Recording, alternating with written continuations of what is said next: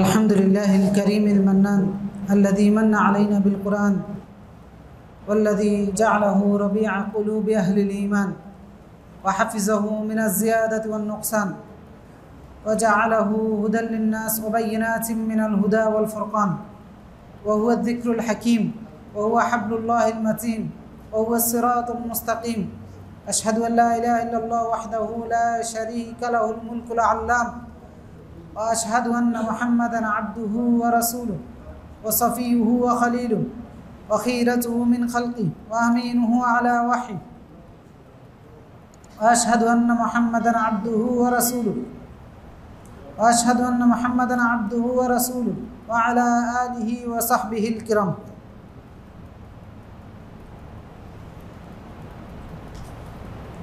আমরা আল্লাহ তাআলার দরবারে কালিমাতুশ শুকর আদায় করি আলহামদুলিল্লাহ।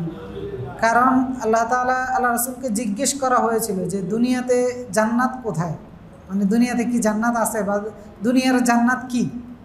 তো তখন আল্লাহ রাসূল বলছে যে মাজালিসুজ জিকির, দুনিয়ার জান্নাত হচ্ছে ওই মজলিস যে মজলিসে আল্লাহর জিকির করা হয়। তা আল্লাহর জিকিরের সর্বোত্তম জিকির হচ্ছে কোরআন। তা আমরা এখন জান্নাতের মধ্যে আছি, যেহেতু আল্লাহ রাসূল এই পরিবেশটাকে, এই সময়টাকে, এইরকম মজলিসকে আল্লাহ রাসূল বলেছেন জান্নাত। এটাই হচ্ছে দুনিয়ার জান্নাত। তা আল্লাহ তাআলা আমাদের সকলকে যেন এই জান্নাতে যেন আমরা বসতে পারছি, যেভাবে পরকালেও যেন আমরা পরকালের জান্নাতে যেতে পারি, সেই সুযোগ যেন আল্লাহ তাআলা আমাদের সকলকে দান করে। আমরা গত সপ্তাহে সূরা আল বুরুজ নিয়ে আলোচনা করেছিলাম। তো সেখানে আমরা মনে হয়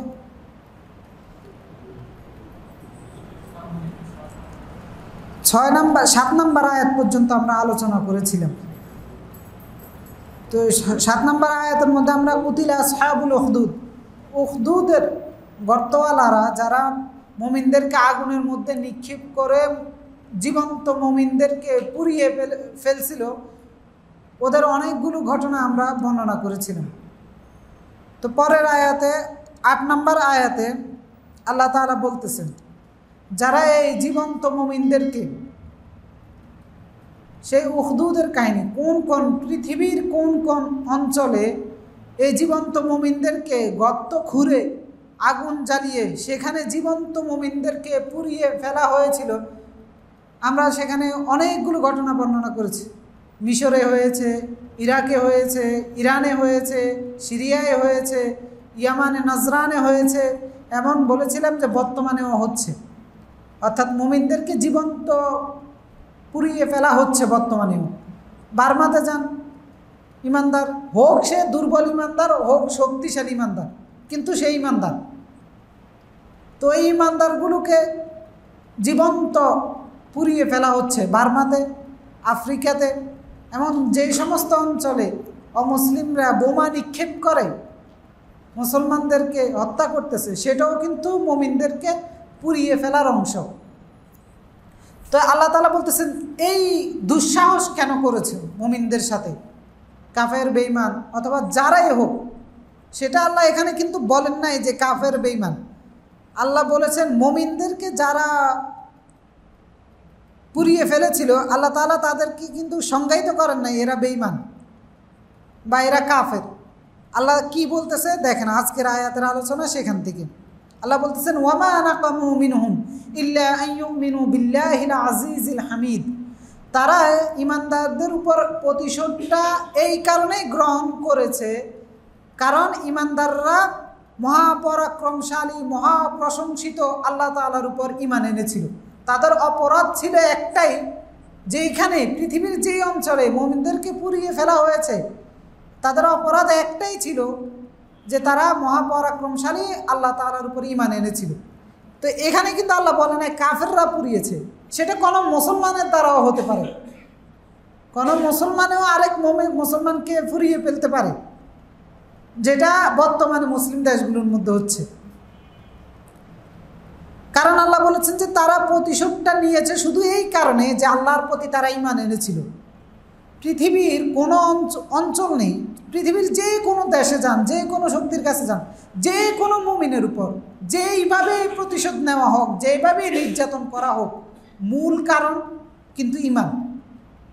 বলে সিরিয়াতে যাদেরকে হত্যা করা হচ্ছে, এদেরকে হত্যার কারণটা তো ঈমান না, রাজনৈতিক কারণ, ভৌগোলিক কারণ, অর্থনৈতিক কারণ, কত রকমের কারণ ওরা দেখায়, কিন্তু আসলে মূল কারণ হচ্ছে ঈমান।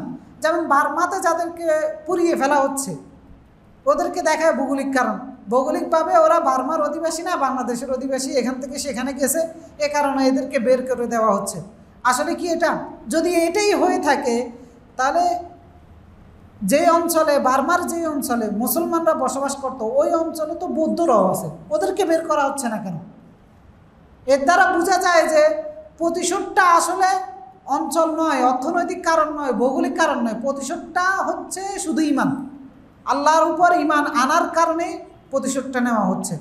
ফেরাউন যে জাদুঘরের যে টিমটা ছিল, এরা ফেরাউনের কাছে এসে বলল, জাদু দেখাবো, বিনিময়ে কি দিবা? ফেরাউন বলল, তোমাদেরকে আমার মন্ত্রী পরিষদে স্থান দিব, আমার সভাকক্ষে তোমাদেরকে স্থান দিব। তো তারা বলল ঠিক আছে। পরবর্তীতে যখন জাদুতে পরাজিত হয়ে তারা আল্লাহর উপর ঈমান আনলো, সাথে সাথে ফেরাউন বলল, তোমাদের হাত কাটবো, পা কাটবো, প্রতিশোধটা নিয়ে নিল, এদেরকে হত্যা করে ফেললো। তো এদের অপরাধটা কী ছিল? এরা শুধু বিশ্বজাহানের প্রতিপালক আল্লাহর উপর ঈমান এনেছিল। এরপরে আবু জেহেল, মক্কাতে ইসলামের প্রথম মহিলা শহীদ সুমাইয়া রাদিয়াল্লাহু তাআলা আনহা, ওনার লজ্জাস্থানে বল্লম নিক্ষেপ করে ওনাকে হত্যা করে ফেলেছিল। ওনার কি অপরাধ ছিল? একটাই অপরাধ ছিল, উনি জাহিলি যুগের মক্কায় যে জীবন ব্যবস্থা ছিল এটাকে অস্বীকার করে আল্লাহর জীবন ব্যবস্থার কাছে নিজেকে আত্মসমর্পণ করেছে, বাস এই কারণে হত্যা করে ফেলছে। বেলাল রাদিয়াল্লাহু তাআলা অপরাধ একটাই, আহাদ আহাদ আহাদ করেছে। মরুভূমির উত্তপ্ত বালুর মধ্যে যখন ওনাকে টেনে হেসড়ে নিয়ে যাওয়া হচ্ছিল, পাথর চাপা দিয়ে রেখে দেওয়া হয়েছিল, সেখানেও তিনি অপরাধ একটাই, আল্লাহর উপর ঈমান এনেছিল, আল্লাহকে একক বলে স্বীকার করেছিল। তো বর্তমানেও সেই একই কারণগুলো হচ্ছে। এমনকি দেখেন, যারা আমরা মুসলিম সমাজে বসবাস করি, সামাজিকভাবে অন্যায়ের প্রতিবাদ করলে আপনার কাছ থেকেও প্রতিশোধ নেওয়া হচ্ছে না? অন্যায়ের প্রতিবাদ করলে, ন্যায়ের পক্ষে থাকলে, সত্যের পক্ষে থাকলে, সামাজিকভাবেও আপনি যার উপরে জুলুম করা হচ্ছে তার উপরে পক্ষ নিলে আপনার উপরেও জুলুম করা হয়। তো এটা প্রতিশোধ নয়? তো এই প্রতিশোধটা আপনার কাছ থেকে কেন নেওয়া হচ্ছে? এটার নাম কি ঈমান নয়? এটার নামই হচ্ছে ঈমান। কারণ আপনি ন্যায়ের পক্ষে থাকা, সত্যের পক্ষে থাকার নামেই হচ্ছে ঈমান, ন্যায় আমল করার নামে হচ্ছে ঈমান। তো আপনি ন্যায়ের পক্ষে আছেন, সত্যের পক্ষে আছেন, যার কারণে আপনার কাছ থেকে প্রতিশোধ নেওয়া হচ্ছে। তো আল্লাহ বলতেছেন, ওমা নাকামু মিনহুম, তারা প্রতিশোধ নেয়নি, তবে নিয়েছে কারণটা হচ্ছে ইউমিনু, একটা মাত্র কারণ, তারা আল্লাহর প্রতি ঈমান এনেছে। তা আপনি ন্যায়ের পক্ষে আছেন, এটার নাম হচ্ছে ঈমান। এমনকি যারা চাকরিজীবী, ন্যায়ের পক্ষে থেকে চাকরি করতেছেন, সুদ খাচ্ছেন না, ঘুষ খাচ্ছেন না, দেখা যাচ্ছে সুদের সাথে জড়িত না হওয়ার কারণে, ঘুষ না নেওয়ার কারণে ওনার বস ওনাকে এই পদোন্নতি দিচ্ছেন না, অথবা ওনাকে ট্রান্সফার করে দিচ্ছেন, আবার কোথাও দেখা যাচ্ছে যে ওনার চাকরিই বাতিল করে দিচ্ছেন। অথচ যে বসটাই কাজটা করতেছেন উনিও মুসলমান, আর যার উপরে এই জুলুমটা করতেছে উনিও মুসলমান। তো যার উপর জুলুমটা করা হচ্ছে, এটার কারণটা কি? এটার কারণটা কি ঈমান নয়? কারণ উনি সৎভাবে সুদ খাবে না, ঘুষ খাবে না, সৎভাবে জীবনযাপন করবে, এটার নামই তো হচ্ছে ঈমান, আল্লাহর ভয় ঈমান। কারণ আল্লাহ বলেছে, ইন্নাল্লাযীনা আমানু ওয়াল আসরি ইন্নাল ইনসানা লাফি খুসর, সব মানুষ ক্ষতির মধ্যে, ইল্লাল্লাযীনা আমানু ওয়া আমিলুস সালিহাত, ঈমানের সাথে আমলে সালেহ, সৎ কর্মগুলোকে জড়িয়ে দেওয়া হয়েছে। তার মানে সৎ কাজগুলো ঈমানের অংশ। তো আপনি সৎ কাজ করার কারণে আপনার অফিসের বস আপনার উপরে জুলুম করতেছে, সামাজিকভাবে সতের পক্ষে থাকার কারণে সমাজপতিরা আপনার উপরে জুলুম করতেছে। তো এই প্রতিশোধ যে তারা নিচ্ছে আপনার উপর, কারণ একটাই, সেটা হচ্ছে ঈমান। যেটা আল্লাহ বলেছেন যে আসহাবুল উখদুদরা যেই কারণে মুমিনদের উপর প্রতিশোধ নিচ্ছে, আজকে মুসলিম সমাজ বলেন, অমুসলিম সমাজ বলেন, তাদেরও প্রতিশোধ নেওয়ার একটাই মাত্র কারণ ঈমানের উপরে থাকা। তো এই যে ঈমানের উপরে আছে, তো এখন পরে আল্লাহ বলতেছেন যে আল্লাহর উপর মহাপরাক্রমশালী, মহাপ্রশংসিত আল্লাহর উপর তারা ঈমান এনেছিল। তা আল্লাহ যদি মহাপরাক্রমশালী হয়, যারা আল্লাহর উপর বিশ্বাস স্থাপন করেছে তাদের উপরে কিভাবে আবার প্রতিশোধ নেয়? আমরা মহাপরাক্রমশালী আল্লাহকে বিশ্বাস করি, তো সেই আল্লাহর বান্দাদের উপরে এরা প্রতিশোধ নিচ্ছে। তা আল্লাহ তাআলা বলতেছেন যে আইয়ুমিনু বিল্লাহিল আজিজিল হামিদ, আল্লাহ তাআলা হচ্ছেন মহাপরাক্রমশালী। আজিজ এখানে কেন বলেছেন? কারণ এই যে কাফেররা বা যারা মুসলমানদেরকে জীবন্ত পুড়িয়ে মেরে ফেলেছিল, এরা এত একটা জঘন্য কাজ করেছে আর নিজেদেরকে ভাবছে যে এরাই হচ্ছে এই জমিনের বুকে সবচেয়ে পরাক্রমশালী। আসলে কিন্তু তা নয়। আল্লাহ বলতেছেন যে যেই মানুষগুলোর উপরে জুলুম করা হচ্ছে, যাদের উপর প্রতিশোধ নেওয়া হচ্ছে, এদেরও একজন রব রয়েছেন যিনি হচ্ছেন আজিজ, মহাপরাক্রমশালী। তিনি এদের থেকে প্রতিশোধ নেবেন। হামিদ, এবং তিনি মহাপ্রশংসিত। মানে মহাপ্রশংসিত মানে হচ্ছে যাদের উপরে জুলুম করা হয়েছে, আগুনে পুড়িয়ে ফেলা হয়েছে, আল্লাহ তাআলা তাদের প্রশংসা করেছেন, তাদেরকে বিনিময় দিবেন, তাদেরকে খুশি করে দিবেন। এজন্য আল্লাহ তাআলা হচ্ছেন আজিজুল হামিদ, মহাপরাক্রমশালী এবং মহাপ্রশংসিত। এরপরে আয়াতে আল্লাহ তাআলা বলতেছেন আল্লাযী লাহু মুলকুস সামাওয়াতি ওয়াল আরদ, যিনি মহাপরাক্রমশালী, যিনি মহাপ্রশংসিত, আসমান এবং জমিনের সমস্ত রাজত্ব কার? তার। যিনি মহাপরাক্রমশালী এবং যে কাফেররা এদের উপরে জুলুম করতেছে, এদেরকে জীবন্ত পুড়িয়ে ফেলতেছে, অন্যায় কাজ করার জন্য বাধ্য করতেছে, এই কাফেররা যেন এটা মনে না করে যে আসমান জমিনের মধ্যে কর্তৃত্ব শুধু তাদের।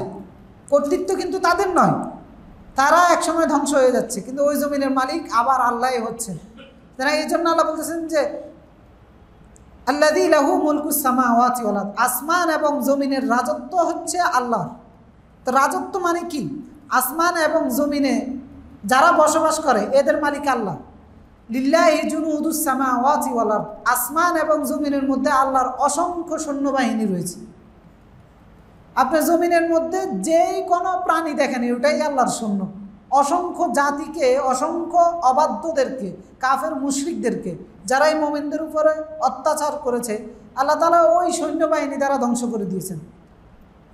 আমরা ইয়ামানের সাবা কওমের জানি, যে যারা বিলকিস যে অঞ্চল শাসন করেছেন ওই অঞ্চলের অধিবাসী ছিল, এরা অনেক বিশাল সাম্রাজ্যের অধিকারী ছিল এবং এদের সাম্রাজ্যের মধ্যে গাছগাছালি, ফলমূল, রিজিকে ভরপুর ছিল।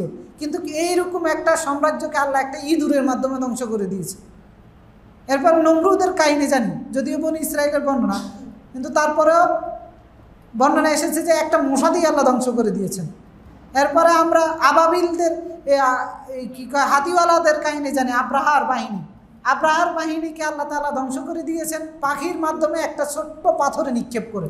তো এই জন্য আল্লাহ বলতেছেন যে এদের জানা উচিত যে আল্লাযী লাহু মুলকুস সামাওয়াতি ওয়াল আরদ, আসমান এবং জমিনের রাজত্ব হচ্ছে একমাত্র আল্লাহ।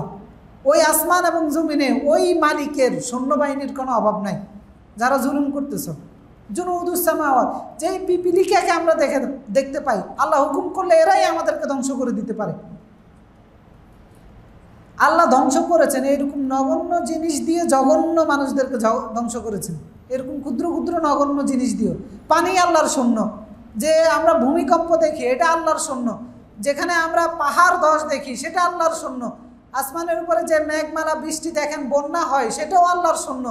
তো জমিনের মধ্যে আপনি বসবাস করতেছেন, কোনটা আল্লাহর সৈন্য নয়?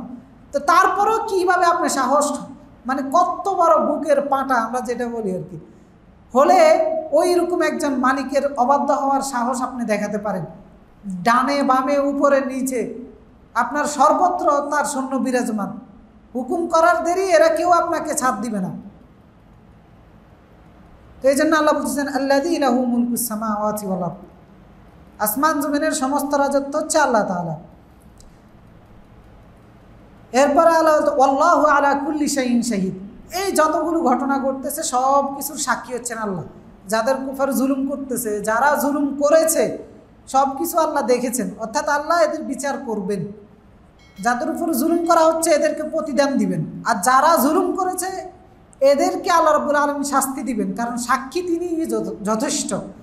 ওয়াকাফা বিল্লাহি শাহিদা, সাক্ষী হিসেবে আল্লাহ তাআলাই যথেষ্ট।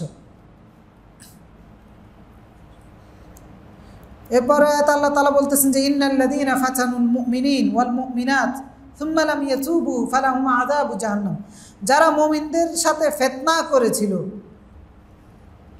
সুম্মা লাম ইয়াতুবু, মুমিন নারী পুরুষের সাথে যারা ফিতনা করেছিল অতঃপর তারা তওবা করেনি, এই রকম যারা, তাদের জন্য রয়েছে জাহান্নামের শাস্তি এবং জ্বলন্ত আগুনের শাস্তি। জাহান্নামের শাস্তি এবং জ্বলন্ত আগুনের শাস্তি যারা মুমিনদের সাথে ফিতনা করেছিল। এখানে ফিতনার অর্থ হচ্ছে যে আযাবু, মানে যারা মুমিনদেরকে শাস্তি দিয়েছিল। যেহেতু কুতিলা আসহাবুল উখদুদ, আসহাবুল উখদুদের কথা বলা হয়েছে, যারা গর্ত খুঁড়ে মানুষদেরকে পুড়িয়ে মেরে ফেলেছিল, ওদের কথা যেহেতু বলা হচ্ছে, এখানে ফিতনা শব্দের অর্থ হচ্ছে যে যারা এই মুমিনগুলোকে, নির্দোষ মানুষগুলোকে শাস্তি দিয়েছে, এদের কেউ যদি তাওবা না করে মৃত্যুবরণ করে, তাহলে এদের জন্য জাহান্নামের শাস্তি এবং আগুনের শাস্তি। দেখেন আল্লাহ তাআলা কত দয়ালু হলে আল্লাহ বলতেছে যদি তাওবা করে এদেরকেও মাফ করে দেওয়া হবে। জীবন্ত হাজার হাজার মুমিনদেরকে চোখের সামনে ফুরিয়ে ফেলছে এবং ওই দৃশ্য নিজেরা অবলোকন করেছে। গত সপ্তাহে আমরা এগুলো আলোচনা করেছিলাম। এইরকম জঘন্য পাপ করা সত্ত্বেও আল্লাহ তাআলা বলছেন যে যদি তাওবা করে ক্ষমা করে দেওয়া হবে। তাওবা করলে জাহান্নামের শাস্তিও দেওয়া হবে না, আগুনের শাস্তিও দেওয়া হবে না। তাওবা না করলে জাহান্নাম এবং আগুনের শাস্তি এদের জন্য। তো ফাতানুল মুমিনিন, যারা মুমিনদেরকে ফিতনায় ফেলে দিয়েছিল। আর এইখানে শাস্তি দুইটা বলা হয়েছে, একটা হচ্ছে জাহান্নামের আযাব আর একটা হচ্ছে আগুনের আযাব। কারণ জাহান্নামটাই আগুন। তো কেউ কেউ বলেছেন যে একটা হচ্ছে কবরের আযাব, আযাবুল হারিক দ্বারা হচ্ছে কবরের আযাব, কবরের মধ্যে এদের আগুন দিয়ে পোড়ানো হবে এদের, যেহেতু এই কাজটা এরা করেছে। আল জাযাউ মিন জিনসিল আমাল, যে যেরকম আমল করে সেটার বিনিময়টাও সেই রকম। তো এই কারণে কবরের মধ্যে এই বিনিময়টা দেওয়া হবে। যেমন ফেরাউনদের ব্যাপারে বলা হয়েছে আন্নার ইউরাদুনা আলাইহা গুদুওয়া ওয়া আশিয়া, সকাল সন্ধ্যায় আগুনের মধ্যে এদেরকে শাস্তি দেওয়া হচ্ছে। তো এটা কবরের আযাবকে বলেছেন। তো কবরের মধ্যে এদেরকে পুরানোর শাস্তি দেওয়া হবে, আর জাহান্নাম তো আগুন আছে, সেখানে আগুনের মধ্যে পোড়ানো হবে। আবার কেউ কেউ বলেছেন যে জাহান্নামটা আগুন, এই মানুষগুলো যারা মুমিনদেরকে জীবন্ত পুড়িয়ে ফেলেছে এদেরকে জাহান্নামে ওই আগুনের সাথে আরেক ধরনের আগুন দিয়েও শাস্তি দেওয়া হবে। দুই ধরনের শাস্তি জাহান্নামে এদেরকে দেওয়া হবে। তবে যদি তাওবা করে এদের মধ্যে কেউ মৃত্যুবরণ করে তাহলে আল্লাহ তাআলা ক্ষমা করে দিবেন। তো তাদের তো কেউ তাওবা করে মৃত্যুবরণ করে নাই। তো কোরআন তো কিয়ামত পর্যন্ত থাকবে। কিয়ামত পর্যন্ত কেউ যদি এই আচরণ করে কোনো মুমিনের সাথে, সে যদি তাওবা করে আল্লাহ ক্ষমা করে দিবেন, সেই জন্য আল্লাহ এটা বলে দিয়েছেন। তো কিয়ামত পর্যন্ত আল্লাহ সুযোগ দিয়েছেন জালেমদের জন্য, যে যারা জুলুম করতেছ তাওবা করো। এই জন্য আল্লাহ বলছেন লা তাকনাতু মির রাহমাতিল্লাহ, এ বান্দারা যারা জুলুম করতেছ তারা আমার রহমত থেকে নিরাশ হয়ে যাও না। আমাদের অনেকের হয় এরকম যে পাপ করতে করতে এমন অবস্থা হয়ে যায়, তখন নিজে মনে করে আমার আর নেক আমল কবুল হবে না, আমি তাওবা করলেও লাভ হবে না, তখন শুধু পাপই করতে থাকে। তো এই মানুষগুলোর জন্য হচ্ছে এই আয়াত যে সুম্মা লাম ইয়াতুবু, তাওবা করো, তাওবা করলে আল্লাহ ক্ষমা করে দিবে। লা তাকনাতু মির রাহমাতিল্লাহ, আল্লাহর রহমত থেকে নিরাশ হয় না। ইন্নাল্লাহা ইয়াগফিরুয যুনুবা জামিআ, এমন কোন গুনাহ নাই যেটা আল্লাহ ক্ষমা করতে পারে না, সব গুনাহ আল্লাহ ক্ষমা করতে পারে। ওয়া মান ইয়াগফিরুয যুনুবা ইল্লাল্লাহ, কারণ আল্লাহ ছাড়া অন্য কেউ গুনাহ ক্ষমা করার ক্ষমতা নেই। তো সুতরাং তিনি সব ধরনের গুনাহ ক্ষমা করতে পারে। আপনার দরকার হচ্ছে তাওবা করা, আল্লাহর কাছে ফিরত যাওয়া। তো যারা করেছেন আল্লাহ কিন্তু তাদেরকে ক্ষমা করে দিয়েছেন। যেমন এই উহুদের যুদ্ধে আল্লাহ রাসূলের চাচা হামজা রাদিয়াল্লাহু তাআলা আনহুকে হিন্দা, আবু সুফিয়ানের স্ত্রী, ওয়াহশী নামক একজন দাসের মাধ্যমে হত্যা করে ওনার বুক ছিঁড়ে কলিজাটা বের করে সে চিবিয়েছিল। এইরকম জঘন্য অপরাধ করার পরেও ওই হাবশাও যখন ইসলাম গ্রহণ করেছে সব গুনাহ মাফ, ওই হিন্দা যখন ইসলাম গ্রহণ করেছে সব গুনাহ মাফ।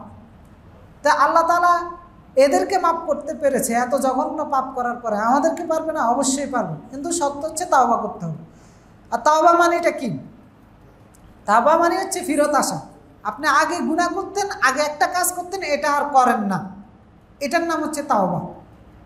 মানে এমন একটা কাজ করতেন সেখান থেকে ফিরত এসে আর ওই কাজে ফিরত যান নাই, এটার নাম হচ্ছে ফিরত আসা, তাওবা মানে ফিরত আসা। আপনি আগে পাপের সাগরে ছিলেন, ওই সাগর থেকে ফিরত চলে আসছেন, আর যান নাই, এটার নাম হচ্ছে তাওবা। তো তাওবা করতে হবে এরকম যে আর ওখানে যাওয়া যাবে না, এরকম তাওবা যদি হয় তাহলে আল্লাহ বলেছেন সূরা ফুরকানের মধ্যে যে ইল্লাল্লাযীনা তাবু মিন বা'দি যালিক ইল্লাল্লাযীনা তাবু ওয়া আসলাহু ইল্লা মান তাবা ওয়া আমানা ওয়া আমিলা আমালান সালিহা, যে তাওবা করে এবং নিজেকে সংশোধন করে এখন নেক আমল শুরু করে, ওয়া আমিলা আমালান সালিহা ফাউলাইকা ইউবাদদিলুল্লাহু সাইয়্যাতিহিম হাসানাত, ওই সমস্ত তাওবাকারীদের আগের যে পাপগুলো করেছে সেইগুলো আল্লাহ নেকিতে পরিপূর্ণ করে দেন, বদল করে দেন। তবে শর্ত আপনি আর ফিরত যেতে পারবেন না ওই পাপের সাগরে, যদি না যান তাহলে আগের পাপগুলো আল্লাহ সওয়াবে পরিণত করে দিবেন। এই জন্য অমুসলিমরা ইসলাম গ্রহণ করার সাথে সাথে যদি মৃত্যুবরণ করে, সে জান্নাতে যাওয়ার তো কোনো ন্যাক আমল নাই, সে তো ইসলাম গ্রহণ করেই মৃত্যুবরণ করেছে, এখন তার তো ন্যাক আমল নাই, তারপরে সে জান্নাতে যাবে, আগের পাপগুলো সব সওয়াবে পরিণত হয়ে গিয়েছে। তো সুযোগ আছে তাওবা করলে। কেন আপনি এখন পাপ করেছেন, তাওবা করেন, আবার পাপ করেছেন, আবার করেন। তাওবার সময় হচ্ছে মৃত্যুর গড়গড়া শুরু হওয়ার আগ পর্যন্ত তাওবা আমাদের আল্লাহ কবুল করবেন, রাসূলুল্লাহ বলেছেন। তো সেই কারণে আমরা মৃত্যুর গড়গড়া শুরু হওয়ার আগ পর্যন্ত তাওবা কবুল হয়, এই জন্য আমাদেরকে সর্বদাই তাওবার মধ্যে থাকতে হবে। দুইটা সময়ে তাওবার দরজা বন্ধ হবে, একটা হচ্ছে মৃত্যুর গড়গড়া, আর একটা হচ্ছে সূর্য যখন পশ্চিম দিকে উদিত হবে তখন তাওবার দরজা বন্ধ হয়ে যাবে। এই বাণীগুলো আল্লাহ তাআলা আমাদেরকে বলে দিয়েছেন এই কারণে যেন আমরা সময় থাকতে তাওবা করি, আল্লাহর কাছে ফিরত যাই। তাওবা করলে আল্লাহ তাআলা আমাদেরকে ক্ষমা করে দিবেন। এজন্য আল্লাহ বলতেছেন যে ইন্নাল্লাযীনা ফাতানুল মুমিনিনা ওয়াল মুমিনাত সুম্মা লাম ইয়াতুবু ফালাহুম আযাবু জাহান্নাম ওয়া লাহুম আযাবুল হারিক। এরপর আয়াতে আল্লাহ তাআলা বলতেছেন যে ইন্নাল্লাযীনা আমানু ওয়া আমিলুস সালিহাত, যারা ঈমান এনেছে এবং আমলে সালিহাত করেছে, অর্থাৎ যেই মুমিনদেরকে পুড়িয়ে ফেলা হয়েছিল এই সমস্ত মুমিনরা ঈমান এনেছিল এবং সৎ কাজের উপর এরা অটল ছিল, এদের পুরস্কারটা কি? লাহুম জান্নাতুন তাজরি মিন তাহতিহাল আনহার, এমন একটি জান্নাত এদেরকে পুরস্কার হিসাবে দেওয়া হবে যে জান্নাতের তলদেশে নদী প্রবাহিত হবে। তো কিসের নদী হবে সেটা বলা হয়েছে সূরা মুহাম্মাদের 15 নম্বর আয়াতে, যে মাসালুল জান্নাতিল্লাতী উইদাল মুত্তাকুন, মুত্তাকীদেরকে আল্লাহ যে জান্নাতের ওয়াদা দিচ্ছেন ওই জান্নাতটার উদাহরণ হচ্ছে এরকম, ফিহা আনহারুম মিন মাইন গায়রি আসিন, ওই জান্নাতের মধ্যে যে নদীগুলো প্রবাহিত হবে সেখানে থাকবে একটা স্বচ্ছ পানির নদী, স্বচ্ছ পানি যেটা দুর্গন্ধমুক্ত এবং কোনো ধরনের রঙও থাকবে না, একদম স্বচ্ছ পানি থাকবে। আরেকটা নদী থাকবে ফিহা আনহারুম মিন লাবানিন লাম ইয়াতাগায়্যার তা'আমু, দুধের নদী থাকবে, যেই দুধটা থাকবে লাম ইয়াতাগায়্যার তা'আমু, যেই দুধের স্বাদ কখনোই নষ্ট হবে না।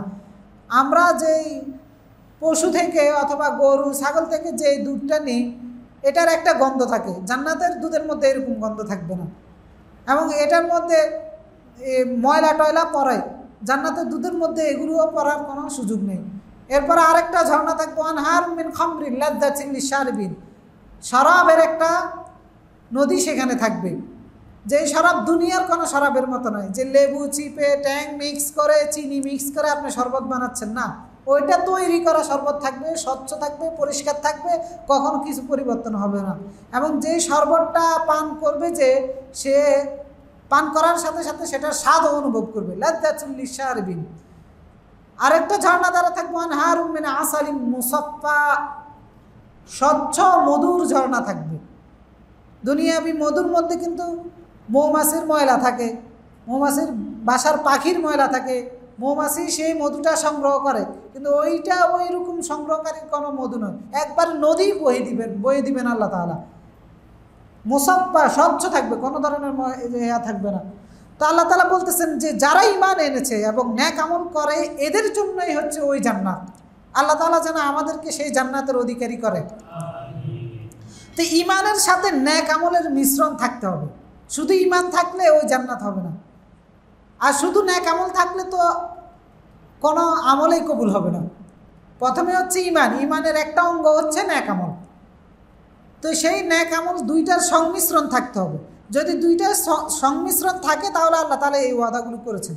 এই ওয়াদাটা ইমানদারদের জন্য, ন্যাক আমলকারীদের জন্য এই ওয়াদা কোরআনের অসংখ্য জায়গায় আল্লাহ তাআলা উল্লেখ করেছেন। এত বেশি উল্লেখ করেছেন যে আমরা কয়েকটা উল্লেখ করি তার মধ্যে। যেমন সূরা মারিয়ামের মধ্যে আল্লাহ বলতেছে, ইন্নাল্লাযীনা আমানু ওয়া আমিলুস সালিহাত সায়াজআলু লাহুমুর রাহমানু বুদ্দা। যাদের ঈমান আছে, নেক আমল করে, এদের জন্য রয়েছে রহমানের ভালোবাসা, অর্থাৎ এরা আল্লাহর ভালোবাসার পাত্রে পরিণত হবে। এরপরে আল্লাহ তাআলা এই যে জান্নাতের ওয়াদা করেছেন, আল্লাহ তাআলা বলেছেন, ইন্নাল্লাযীনা আমানু ওয়া আমিলুস সালিহাত কানাত লাহুম জান্নাতুল ফিরদাউস নুজুলা। জান্নাতুল ফিরদাউস দিয়ে এদেরকে মেহমানদারি করা হবে, নুজুলা মেহমানদারি করা হবে। এরপরে আল্লাহ তাআলা ইমানদার এবং নেক আমলকারীর ব্যাপারে বলেছেন যে পরিপূর্ণ বিনিময় তাকে দেওয়া হবে, তার কোনো আমলের বিনিময়ের ক্ষেত্রে কমতি করা হবে না, বরং আরও বেশি দেওয়া হবে। ফাইওয়াফিহিম উজুরহুম, পরিপূর্ণ বিনিময় দেওয়া হবে। ওয়ায়াজিদুহুম মিন ফাদলি, এবং আরও বাড়িয়ে দেওয়া হবে।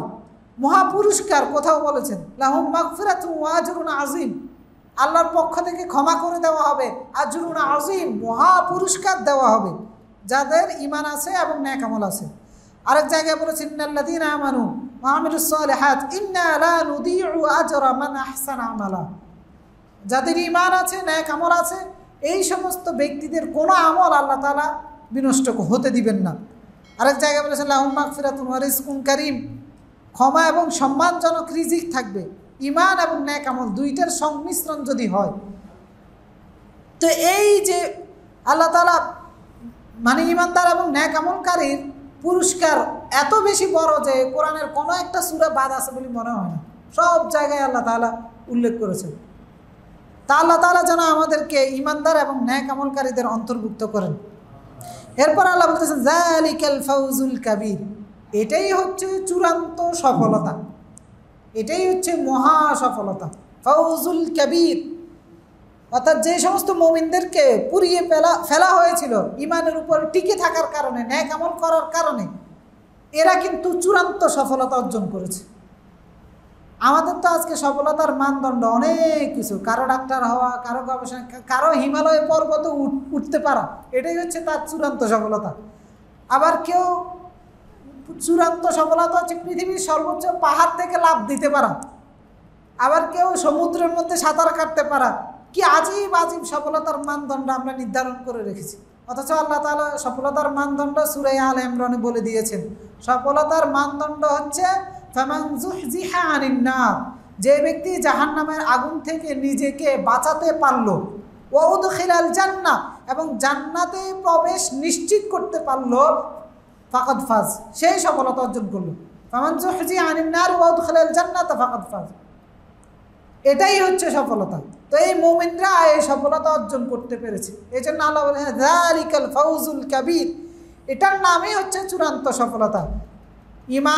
ঈমানের সাথে নেক আমল করে জান্নাত নিশ্চিত করতে পারা, এটার নাম হচ্ছে চূড়ান্ত সফলতা।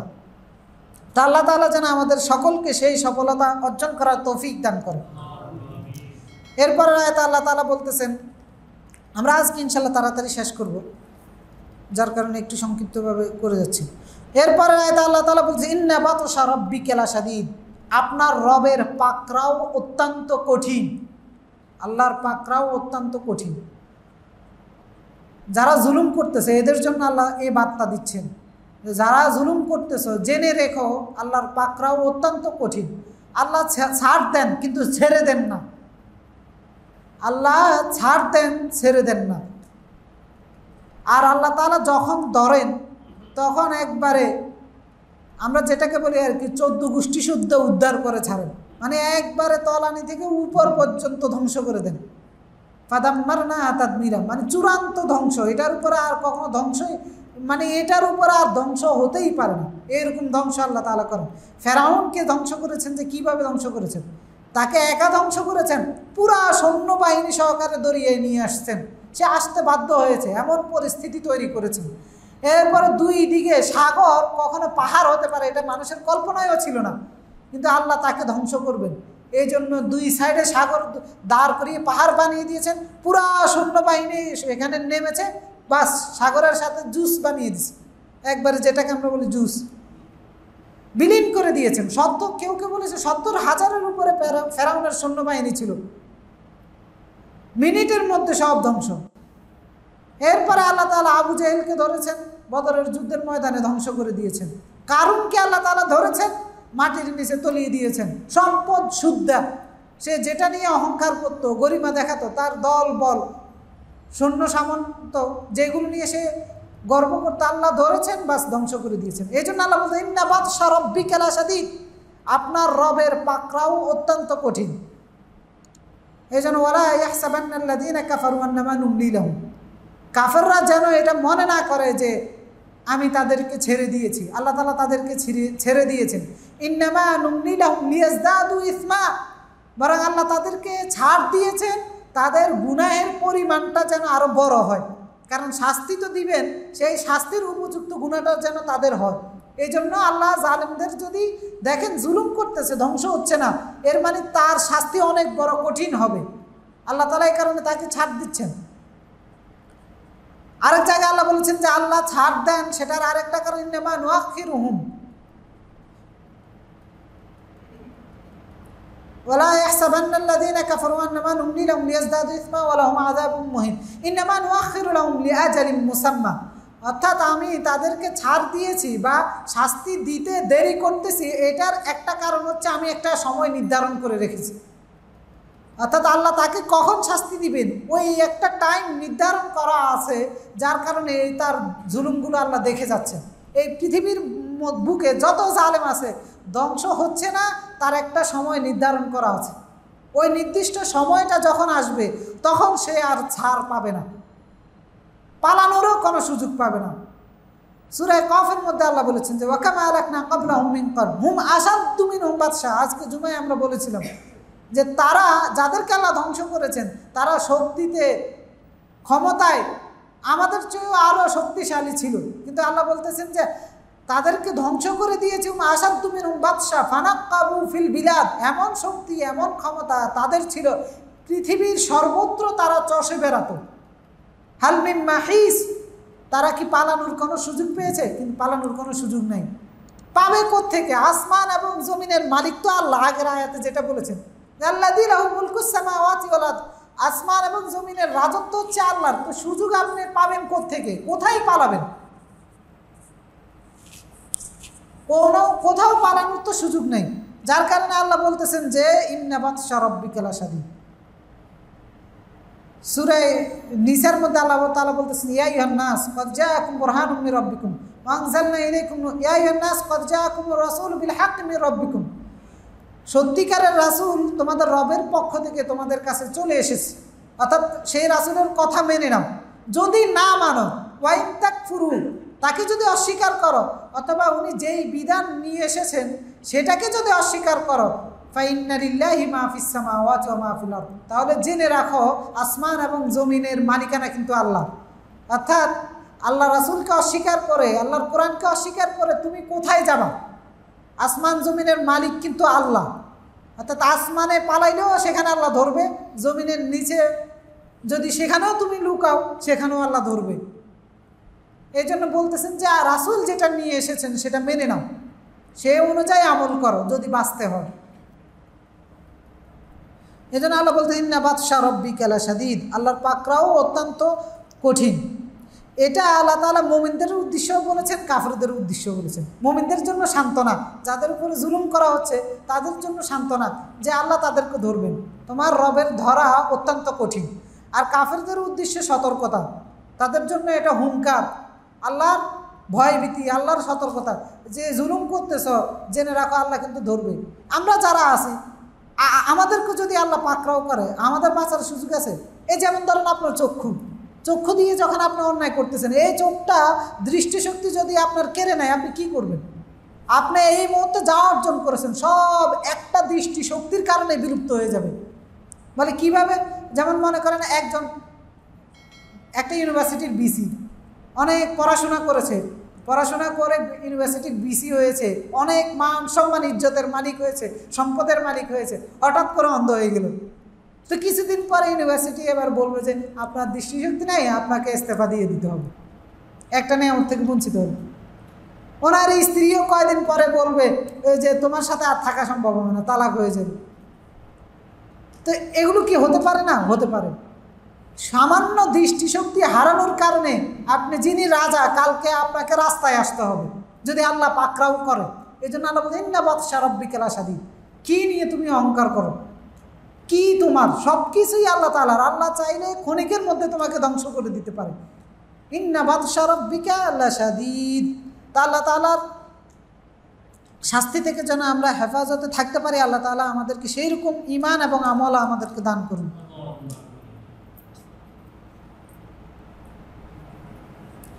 এরপরে আয়াত আল্লাহ তাআলা বলতেছেন ইন্নাহু হুয়া ইউবদিউ ওয়া ইউঈদ। তিনি শুরু করেছেন, তিনি আবার পুনরাবৃত্তি করবেন। অর্থাৎ এই মহা সৃষ্টি আল্লাহ তাআলা শুরু করেছেন এবং এটা আবার চূড়ান্তভাবে ধ্বংস হয়ে যাবে, এটা আবার তিনি পুনরাবৃত্তি করবেন। অর্থাৎ এটা পুনরায় আবার তিনি সৃষ্টি করবেন। তো এই বক্তব্যটা, যেহেতু সূরাটা মাক্কি সূরা, কাফেরদের উদ্দেশ্যে এই বক্তব্যটা দেওয়ার অসংখ্য জায়গায় এই বক্তব্যটা এসেছে। যেমন সূরা ইউনূসে এসেছে, আল্লাহ তাআলা বলতেছেন যে ইলাল্লাহি মারজিউকুম জামিআ, তোমরা সকলেই আল্লাহর কাছে ফিরত যাবা। ওয়াদাল্লাহি হাক্কা, এটা আল্লাহর ওয়াদা। ইন্নাহু ইউবদিউল খালক, তিনি এই সৃষ্টি শুরু করেছেন। সুম্মা ইউঈদ, তিনি এটা আবার পুনরায় করবেন। কারণটা কি? কারণ হচ্ছে লিয়াজজিয়াল্লাযীনা আমানু ওয়া আমিলুস সালিহাত বিল কিসত, ঈমানদারদেরকে যেন তাদের ঈমান রেখে যে কাজটা তারা করেছে সেটার বিনিময়ে যেন আল্লাহ তাআলা দিতে পারেন, এই কারণে পুনরায় আবার সৃষ্টি করবেন। আমরা এটা নিয়ে আলোচনা করব। এরপরে কাফেরদেরকে যেন কাফেরদের বিনিময় দিতে পারেন, সেই কারণে আবার পুনরায় সৃষ্টি করবেন। এরপরে আল্লাহ তাআলা বলতেছেন সূরা আম্বিয়া ইয়াওমা নাতুফিস সামা কাতাইয়িস সিজিল্লি লিল কুতুব, এই আসমানটাকে আমি বইয়ের মতো করে বিছিয়ে দিয়েছি। বইয়ের পাতা যেভাবে বিছানো হয়, আল্লাহ তাআলা বলতেছেন যে এই আসমানটাকে কাতাইয়িস সিজিল্লি লিল কুতুব, বইয়ের পাতার মতো এটাকে বিছিয়ে দেওয়া হয়েছে। আল্লাহ তাআলা এটাকে আবার ক্লোজ করে ফেলবেন। কামা বাদানা আউওয়ালা খালকান নুঈদু, যেভাবে আমি শুরু করেছিলাম ওইভাবে আবার আমি পুনরাবৃত্তি করব। ওয়াদানা আলাইনা, এটা আমার ওয়াদা, আল্লাহর ওয়াদা। এরপরে আল্লাহ তাআলা বলতেছেন যে কুল সিরু ফিল আরদি ফানজুরু কাইফা বাদাআল খালক, তোমরা জমিনের মধ্যে ভ্রমণ করে দেখো, পাহাড়ে যাও, জঙ্গলে যাও, মরুভূমিতে যাও, সাগরে যাও, সেখানে গিয়ে দেখো আল্লাহ তাআলা কীভাবে নতুন করে সৃষ্টি করতেছেন, কীভাবে পুনরাবৃত্তি করতেছেন। আমাদের খাবারের রিসাইকেল ব্যবস্থাটা দেখেন, গাছের একটা দানা আমরা খাচ্ছি, সেটা হজম করে ফেলে দিচ্ছি, জমিনে যাচ্ছে, সেখান থেকে আবার তৈরি হয়ে আসতেছে। এই যে পুনরায় আল্লাহ তাআলা সৃষ্টি করে আমাদেরকে দিচ্ছেন, এভাবে সৃষ্টির সব কিছুই কিন্তু পুনরায় হচ্ছে। আপনি বৃষ্টির রিসাইকেলটা দেখেন, সাগর থেকে বৃষ্টি আকাশে উঠতেছে, সেখান থেকে বর্ষণ হয়ে জমিনে পড়তেছে, এরপর নদী দিয়ে প্রবাহিত হয়ে আবার সাগরে যাচ্ছে, সেখান থেকে আবার হচ্ছে। এইভাবে যেমন সূরা তারিক আল্লাহ বলতেছেন ওয়াস সামাই যাতির রাজা, আসমানের একটা বৈশিষ্ট্য হচ্ছে সেটা পুনরাবৃত্তি করে। ওয়াস সামাই যাতির রাজা, এটার মধ্যে অন্যতম একটা বিজ্ঞান আছে যে আসমানের বৈশিষ্ট্য হচ্ছে সে পুনরাবৃত্তি করে, যেটা আসে সেটা আবার ফেরত যায়। আসমানের বৈশিষ্ট্য হচ্ছে এটা। অর্থাৎ এই যে বৃষ্টি আসমান থেকে আসতেছে, আবার জমিনে পড়ে, আবার আসমানে যাচ্ছে। এরপরে সূর্যের আলো আসমান থেকে আসতেছে, সেখান থেকে আবার এটাকে আলোর প্রতিফলন বলে। বিজ্ঞানের ছাত্র যারা তারা বুঝবে যে এই সূর্যের আলোর এটা হচ্ছে। তা আল্লাহ তাআলা কোরআনের মধ্যে এটা বলছেন যে এইগুলো সবগুলোই আল্লাহ সৃষ্টি করেছেন, পুনরাবৃত্তি হবে, এগুলো পুনরায় আল্লাহ তাআলা আবার সৃষ্টি করবেন। তো এই বক্তব্যের কারণটা কি? আল্লাহ কেন কাফেরদের উদ্দেশ্যে বলতেছেন যে ইন্নাহু হুয়া ইউবদিউ ওয়া ইউঈদ, তিনি পুনরায়, তিনি শুরু করেছেন, আবার তিনি পুনরাবৃত্তি করবেন, অর্থাৎ পুনরায় আবার করবেন। কেউ দুইটা অর্থ, একটা হচ্ছে যারা মুমিনদেরকে শাস্তি দিয়েছে তাদের উদ্দেশ্যে, তাদের উদ্দেশ্য হচ্ছে আল্লাহ তাআলা তাদেরকে শাস্তি শুরু করেছেন, আবার পুনরায় দিবেন। অর্থাৎ দুনিয়াতেও একটা শাস্তি দিচ্ছেন, সেটা হচ্ছে কবরের মধ্যে, আবার তাদেরকে পুনরায় আখিরাতে জাহান্নামের মধ্যে শাস্তি দিবেন। আরেকটা হচ্ছে সৃষ্টি, এই যে মানুষ আমরা সৃষ্টি হয়েছি, আমরা মৃত্যুবরণ করবো, আমাদেরকে আল্লাহ তাআলা আবার পুনরায় সৃষ্টি করবেন। তো এই যে পুনরায় আল্লাহ তাআলা আমাদেরকে সৃষ্টি করবেন, যেহেতু সূরাটা মাক্কি সূরা, মক্কায় যেহেতু এই সূরায় কাফেরদেরকে উদ্দেশ্য করে বক্তব্য দেওয়া হচ্ছে, তো মক্কার কাফেরদের বিশ্বাস ছিল আমরা যখন মৃত্যুবরণ করব, মাটি হয়ে যাব, সেখান থেকে আমাদেরকে আবার পুনরায় সৃষ্টি করা সম্ভব না। তা আল্লাহ তাদেরকে তাদের আকীদা, বিশ্বাস পরিবর্তন করে দিচ্ছেন যে না, পুনরায় আল্লাহ তাআলা সৃষ্টি করবে। কারণ কাফেররা বলতে ইন হিয়া ইল্লা হায়াতুনাদ দুনিয়া, আমাদের জীবন হচ্ছে এই দুনিয়ার জীবন, নামুত, আমরা এখানে মৃত্যুবরণ করব, ওয়া নাহইয়া, এখানেই যে আমরা জীবনটা লাভ করবো, ওয়া মা নাহনু বিমাবউসিন, আমাদের আবার পুনরায় কোনো সৃষ্টি করা হবে না। তো তাদের উদ্দেশ্যে আল্লাহ বলতে, আল্লাহ সৃষ্টি করেছেন, আবার তিনি পুনরাবৃত্তি করবেন। সূরা ইয়াসিনের মধ্যে তারা বলেছে যে দরাবা লানা মাসালান, দরাবা লানা মাসালান ওয়া নাসিয়া খালকা, কাফেররা উদাহরণ দিচ্ছে যে ওয়া নাসিয়া ক্বালা মান ইউহিল ইযামা ওয়া হুয়া রামীম ওয়া হিয়া রামীম, যে আমি যখন মৃত্যুবরণ করব, আমার মাংস, আমার হাড়গুলো যখন বালি হয়ে যাবে, তখন কিভাবে আমাকে আবার পুনরায় সৃষ্টি করা সম্ভব? পরে আল্লাহ তাআলা উত্তর দিয়েছেন, দরাবা লানা মাসালান ওয়া নাসিয়া খালকা ক্বালা মান ইউহিল ইযামা ওয়া হিয়া রামীম কুল ইউহয়িহা আল্লাযী আনশাআহা আউওয়ালা মাররা, যিনি তোমাকে প্রথমবার সৃষ্টি করেছেন তিনি তোমাকে আবার পুনরায় সৃষ্টি করবেন। ওয়া হুয়া বিকুল্লি খালকিন আলিম, তিনি তার সৃষ্টি সম্পর্কে গভীর জ্ঞান রাখেন। তো কাফেরদের উদ্দেশ্যে বক্তব্য দেওয়ার কারণ হচ্ছে তারা পরকালকে অস্বীকার করত। আল্লাহ তাআলা তাদেরকে বলতেছেন পরকাল আছে, পুনরায় আল্লাহ তাআলা সৃষ্টি করবেন। তো পুনরায় সৃষ্টি করবেন, এটার অসংখ্য যুক্তি আল্লাহ তাআলা কোরআনে উল্লেখ করেছেন। যুক্তি দিয়েও আল্লাহ তাআলা মানুষকে দেখিয়ে দিয়েছেন। এক নম্বর যুক্তি হচ্ছে যে মানুষকে সৃষ্টি করা কঠিন নাকি আসমান সৃষ্টি করা কঠিন? আসমানের একটা তথ্য জানার জন্য তো মানুষ কতগুলো জীবন বিসর্জন দিয়ে দিচ্ছে। রকেটে চড়ে আসমানে যাচ্ছে, সেখানে ৮-১০ জন মারা যাচ্ছে, মানুষের তারপরেও কোনো আফসোস নেই। একটা তথ্য, নর্মাল তথ্য নিয়ে আসবে, শুধু কোনো কিছু সেখানে সৃষ্টি করবে এমন নয়। তা আল্লাহ তাআলা মানুষের উদ্দেশ্যে বলতেছেন, আনতুম আশাদ্দু খালকান আমিস সামাউ বানাহা, তোমাদেরকে সৃষ্টি করা কঠিন নাকি এই বিশাল আসমান সৃষ্টি করা খুঁটিবিহীন সেটাকে সৃষ্টি করা কঠিন? নিঃসন্দেহে আসমান সৃষ্টি করা কঠিন। তা আল্লাহ বলতেছেন যে সেটা যদি আমি পুনরায় সেটা সৃষ্টি করতে পেরেছি, তো তোমাদের মতো মানুষকে বুঝি আমি মাটি হয়ে যাওয়ার পরে পুনরায় সৃষ্টি করতে পারবো না? আল্লাহ যুক্তি দিয়ে দেখিয়েছে। এরপরে আল্লাহ তাআলা আরেক জায়গায় বলেছেন যে তুমি যে মানুষ আজকে ৬০ বছর ৮০ বছর পরে একটা ব্যক্তিত্ব তৈরি হয়ে কোরআনকে অস্বীকার করতেছ, আল্লাহর বক্তব্যকে অস্বীকার করতেছ, সেই মানুষটা সৃষ্টি হওয়ার পূর্বে কি ছিলেন? তোমার তো কোনো অস্তিত্বই ছিল না।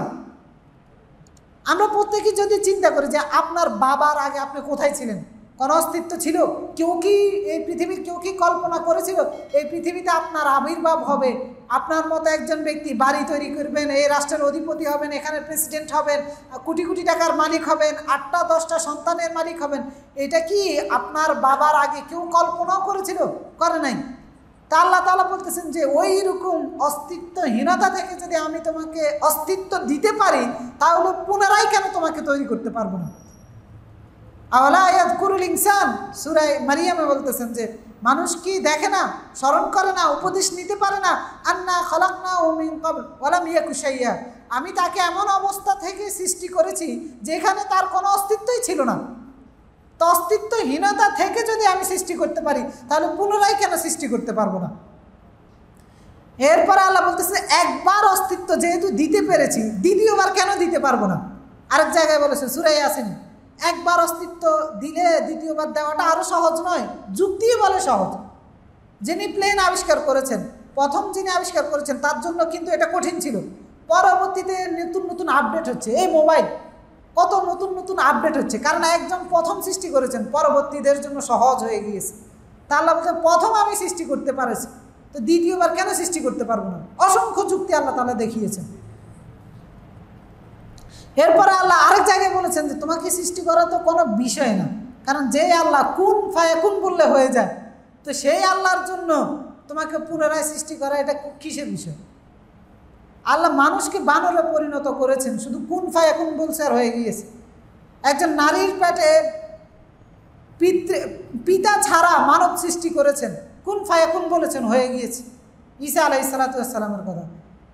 তো যেখানে আল্লাহ কুন বললে, হও বললে হয়ে যায়, সেখানে তোমার মতো মানুষ যার অস্তিত্ব জমিনে একবার হয়েছে, তাকে দ্বিতীয়বার অস্তিত্ব দিতে পারবেন না।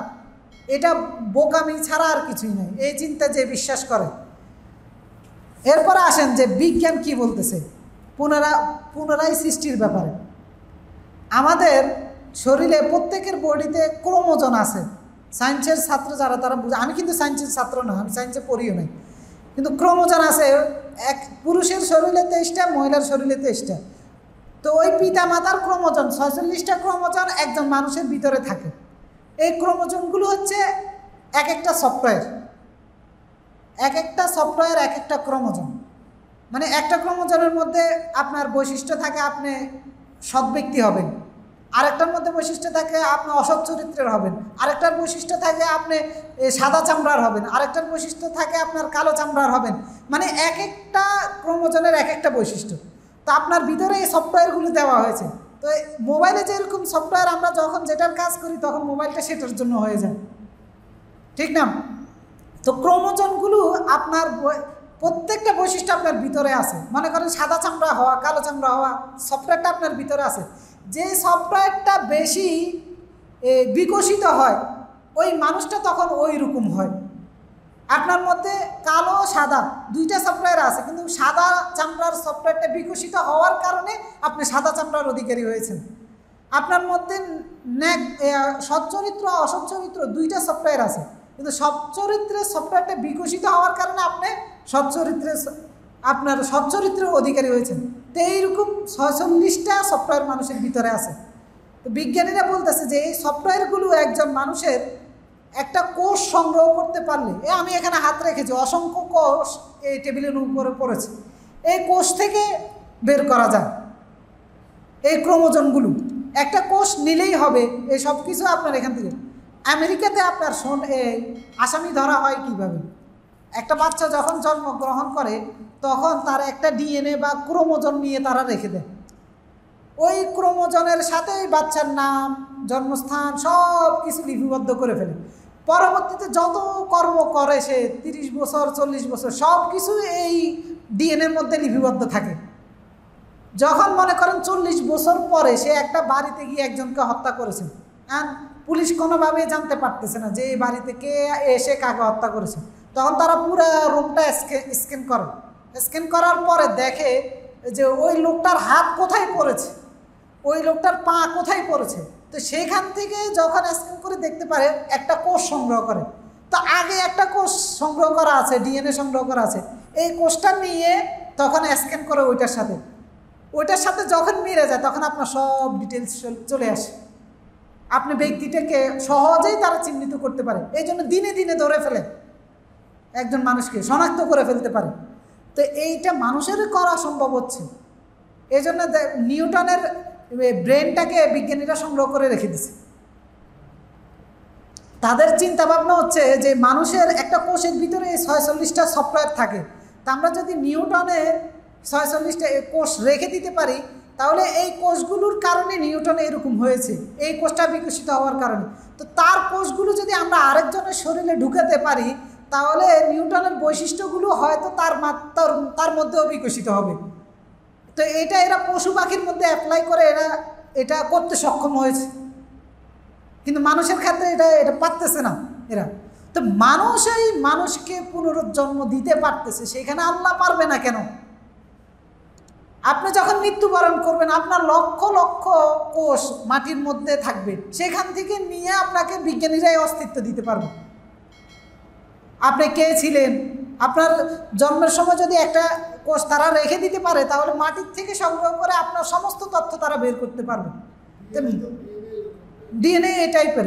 তো এটা যদি মানুষের পক্ষে সম্ভব হয় তাহলে যিনি মানুষকে সৃষ্টি করেছেন তিনি কেন আবার মানুষকে আবার দ্বিতীয়বার সৃষ্টি করতে পারবেন না? অবশ্যই পারবেন। এর জন্য আল্লাহ তাআলা বলতেছেন ইন্নাহু ইউবদিউ ওয়া ইউঈদ, তিনি শুরু করেছেন সৃষ্টি, আবার পুনরায় তিনি সৃষ্টি করবেন, তিনি পুনরায় আবার আমাদেরকে সৃষ্টি করবেন। তো কেন করবেন পুনরায় সৃষ্টি? আজকে যেই মুমিনদেরকে জুলুম করে হত্যা করে মেরে দেওয়া হচ্ছে, আর যেই সমস্ত কাফেররা ভোগ বিলাসের স্রোতে ঘা ভাসিয়ে জীবন কাটাচ্ছে, দুইজনের জীবন পদ্ধতি তো দুই রকম। আমি ইমানদার হওয়ার কারণে কত কিছু থেকে আমি বঞ্চিত হয়েছি না। একজন মুমিন তার জেনা করার ক্ষমতা আছে, তারপরে জেনা করতেছে না, সুদ ঘুষ খাওয়ার ক্ষমতা আছে। গত পরশুদিন একজন ভাই আমার কাছে বলতেছেন যে আমি সামান্য একটু কলমের খোঁচা দিলে 2 কোটি টাকার মালিক হতে পারি। একটা বাজেট এসেছে, আমি শুধু আমার কাজ হচ্ছে তথ্যটা বলে দিলে আমাকে 50 কোটি টাকার 2% দেওয়া হবে, 1 কোটি টাকা দেওয়া হবে। শুধু তথ্যটা মেয়র সাহেবকে বলে দিব, একটা তথ্য দিব শুধু। তো একজন মুমিন উনি এটা করতে চাচ্ছে না, তো উনি ইমানের উপর থাকার কারণে এই বিশাল সুযোগ সুবিধা থেকে নিজেকে বঞ্চিত করেছে না, বঞ্চিত করেছে। তো এটার বিনিময়ে উনি কোথায় পাবে? এরপরে আরেকজন কাফের, সে পরকালকে অস্বীকার করে যত্রতত্র অন্যায় করতেছে, জেনা করতেছে, সুদ ঘোষ, মানুষের উপরে জুলুম, যা মন চায় তা করতেছে। তো এই যে জুলুমগুলো সে করতেছে, এটার বিনিময় লাগবে না? মুমিন যে ইমানের উপরে থেকে কষ্ট করতেছে, পরিশ্রম করতেছে, এটার বিনিময় লাগবে না?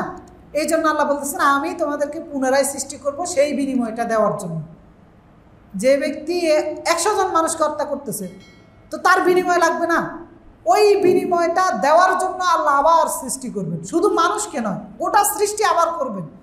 যে পাখিটা আজকে আরেক পাখির উপরে পড়তেছে, তাকে ওই বিনিময় দিয়ে মাটির সাথে মিশিয়ে দিবেন। যে পশুটা আরেকটা পশুর উপরে জুলুম করতেছে, তাকেও সেই বিনিময় দিয়ে মাটির সাথে মিশিয়ে দেওয়া। এই দৃশ্য কাফের দেখার পরে কাফের তখন মনে মনে আকাঙ্ক্ষা করবে আজকে আমাকেও এইভাবে মাটির সাথে মিশিয়ে দেওয়া হবে। তাও তুসাউয়া বিহিমুল আরদ। তো এই জন্য আল্লাহ বলতেছেন যে পুনরায় তিনি আবার সৃষ্টি করবেন, এই জন্যই করবেন মানুষকে তিনি আবার বিনিময় দিবেন। এরপরে আয়াতে আল্লাহ তাআলা বলতেছেন যে ওয়াহুয়াল গফুর আল ওয়াদুদ। আল্লাহ তাআলা এই জায়গায় মানুষকে হুঙ্কার দিচ্ছেন, আর এই আয়াতে আল্লাহ তাআলা মানুষকে মানে শান্তির বাণী শোনাচ্ছেন, আশার বাণী শোনাচ্ছেন। যে আল্লাহ তোমাদেরকে বলতেছে এরকম শাস্তি দিতে পারে, জাহান্নামের শাস্তি দিতে পারে, তোমাদের সেই আল্লাহ কিন্তু গফুর, ক্ষমাশীল, ওয়াদুদ, এবং তিনি ভালোবাসতে জানেন। আল্লাহ কীরকম ক্ষমাশীল? আল্লাহ বলছে ওয়া মান ইয়াগফিরুয যুনুবা ইল্লাল্লাহ, আল্লাহ ছাড়া কেউ গুনাহ মাফ করতে পারে না। এমনকি আল্লাহ বলছে ইন্নাল্লাহা ইয়াগফিরুয যুনুবা জামিআ, বান্দার সমস্ত গুনাহ আল্লাহ তাআলা মাফ করে দিতে পারেন। যিনি সারা জীবন, যিনি 100টা মানুষ হত্যা করেছেন, তাকেও তো আল্লাহ মাফ করে দিয়েছে। ফেরাউনের মতো ব্যক্তি যখন সাগরের মধ্যে হাবুডুবু খাচ্ছিল, মারা যায় অবস্থা, তখন কিন্তু সেই ইমান এনেছিল, আমানাত বি বানু ইসরাঈল। সে তখন বললো যে আমি ওই আল্লাহর উপর ইমান আনি যে আল্লাহর উপর বানু ইসরাঈল ইমান এনেছে। তো তখন জিব্রাইল এসে আল্লাহ রাসূলকে বলতেছে যে ফেরাউনের মুখের মধ্যে তখন আমি বালি ঢুকিয়ে দিয়েছিলাম। তো জিব্রাইলকে আল্লাহ রাসূল জিজ্ঞেস করছিল যে তুমি এই কাজটা কেন করলা? তখন জিব্রাইল বলতেছে যে এই ব্যক্তি জমিনের উপর এত বেশি জুলুম করেছিল যে সে যখন মৃত্যুর সময় আকুতি মিনতি করতেছে, আমি আশঙ্কা করতেছিলাম আল্লাহ জানি কখন তাকে ক্ষমা করে দেয়। এই কারণে যাতে করে সে আকুতি মিনতি করতে না পারে বালি ঢুকিয়ে দেওয়া হয়েছে। মানে তার আকুতি মিনতির কারণে আল্লাহর দরদ কখন উতলায় উঠে আল্লাহ তাআলা তাকে ক্ষমা করে দেন। একজন মানুষ যখন পাপ করে সে গোটা সৃষ্টির শত্রু হয়ে যায়, গোটা সৃষ্টির, ফেরেশতা নয় শুধু, গোটা সৃষ্টির শত্রু হয়ে যায়। কারণ মানুষের পাপের কারণে অন্যরা কিন্তু শাস্তি ভোগ করতে হয়। মনে করেন আমরা এখানে পাপ করলাম, আল্লাহর আযাব এসে এখানে পড়লো, তখন এখানে তো আমরা মানুষ ছাড়া পিপিলিকাও আছে, পাখি থাকতে পারে, ওরাও তো তখন ওই আযাবের সম্মুখীন হয়ে যায়। এই কারণে ওরা একজন মানুষ যখন পাপ করে এই ব্যক্তির শত্রু হয়ে যায়, কারণ এর কারণে এখন জমিনে আযাব আসলে আমরাও শাস্তির সম্মুখীন হব। আর একজন মানুষ যখন নেককার হয় তখন গোটা জমিনের সমস্ত অধিবাসীরা তার জন্য হিতাকাঙ্ক্ষী হয়ে যায়, কারণ তারা চিন্তা করে এই নেককার বান্দার কারণে আল্লাহ বলেছেন যে জমিনে সমস্ত রিজিক দিয়ে দিবেন, আসমান জমিনের সব রিজিক আল্লাহ রিজিকের দরজা খুলে দিবেন। ওই রিজিকটা দিলে পাখিটাও তো রিজিক পাবে, পশুটাও তো রিজিক পাবে। এই কারণে তারা একজন নেককার মানুষের বন্ধু হয়ে যায়, তার জন্য হিতাকাঙ্ক্ষী হয়ে যায়। নেককার মানুষ মৃত্যুবরণ করলে এই কারণে আসমান জমিনের অধিবাসীরা কান্নাকাটি করে, কারণ তার কারণে যে রিজিক আসতো ওই রিজিক থেকে আমরা বঞ্চিত হয়ে গিয়েছি। তো এই জন্য আল্লাহ বলতেছে ওয়াহুয়াল গফুর, তিনি ক্ষমা করে দেন। আল্লাহ তাআলা কাফের, মুশরিক, পাপী অসংখ্য মানুষকে আল্লাহ তাআলা ঈমান আনার সাথে সাথে কিন্তু ক্ষমা করে দিয়েছেন, জান্নাত দিয়ে দিয়েছেন। এই জন্য আল্লাহ তাআলা ওয়ারাব্বুকাল গফুর যুর রহমা, আপনার রব হচ্ছে ক্ষমাশীল, ক্ষমাওয়ালা, ওয়া রাহমা, এবং রহমতওয়ালা। অর্থাৎ আল্লাহ ক্ষমাও করতে পারেন, দয়াও করতে পারেন। আরেকটা গুণ এখানে বলা হচ্ছে যে আল্লাহর ওয়াদুদ, অর্থাৎ তিনি ভালোবাসেন। আল্লাহ তাআলা তার সৃষ্টিকে ভালোবাসেন, চাই হোক সে কাফের হোক সে মুমিন, আল্লাহ কিন্তু তাদেরকে ভালোবাসেন। বলে কি প্রমাণ কি? ইব্রাহিম আলাইহিস সালাম যখন কাবা শরীফ নির্মাণ করে দোয়া করতেছিলেন, উনি ওনার দোয়ার মধ্যে কি বলেছিলেন? যে ওয়াইদ ক্বালা ইব্রাহিম রব্বি ইজআল হাযাল বালাদ আমিনা, আপনি এই শহরটাকে নিরাপদ করুন। ওয়ারযুক আহলাহু মিনাস সামারাত মান আমানা মিনহুম বিল্লাহ ওয়াল ইয়াউমিল আখির, এবং এই শহরের যে অধিবাসীরা আল্লাহর উপর ঈমান এনেছে, পরকালের উপর ঈমান এনেছে, ফলমূল থেকে তাদের জন্য রিজিকের ব্যবস্থা করেন, বেঈমানদের জন্য নয়। ইব্রাহিম আলাইহিস সালাম এই দোয়াটা করেছেন, কিন্তু আল্লাহ জবাবটা কি দিয়েছেন? ওয়ারযুক আহলাহু মিনাস সামারাত মান আমানা মিনহুম বিল্লাহি ওয়াল ইয়াউমিল আখির ক্বালা, আল্লাহ জবাব দিয়েছেন ওয়া মান কাফারা, আর যে কুফরি করেছে। তুমি ইব্রাহিম তো ইমানদারের রিজিকের জন্য দোয়া করতেছ, আর আমি আল্লাহ জবাব দিচ্ছেন ওয়া মান কাফারা ফাউমাত্তিউহু কলিলা, যে কুফরি করবে তাকেও আমি রিজিক উপভোগ করার সুযোগ দিব। ইব্রাহিম দোয়া করতেছেন কাফেরের জন্য না, ইমানদারকে রিজিক দেন, আর আল্লাহ বলতেছেন আমি কাফেরকেও রিজিক দিব।